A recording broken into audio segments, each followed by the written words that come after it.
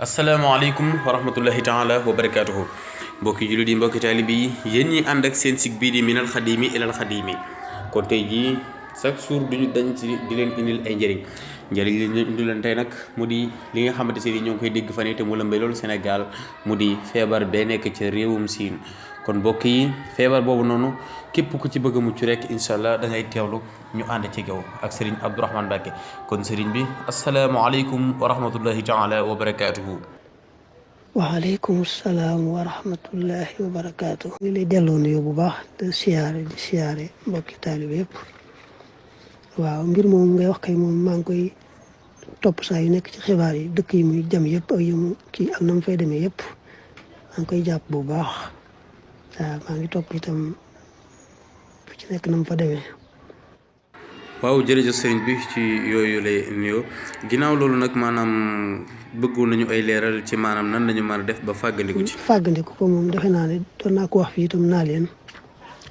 léegam dañ ne Sëriñ Tuubaa mas naa jàngulu xasida wa kaana xaqan ñetti yoon bañ ko jàngee mu ne bari na ay wu ngeen di dégg ci àdduna bari na ay wu ngeen di dégg ci àdduna te jànguñu jàng xasida gi moo tax agsiwul fii jànguñu jàng wa kaana xaqan moo teem agsi fii loolu moo tax kon xam naa wa kaana xaqan moom mën nga wax bokki taalibe ñu koy faral a jàng lool ak xisnul abraar nga xam ne sëñ Abdu Xaadir yàlla ko yàlla dool ngërëm nee na woon boo ko jàngee moom bu asamaan suuf doon taqaloo it yàlla defal la ci foo làqatu ba mucc waaw kon xam naa yooyu moom mën nañ koo bari lool bu soobee yàlla waaye kon mën nañoo jàpp ci yooyu ma jota dégguñu ko woon ñu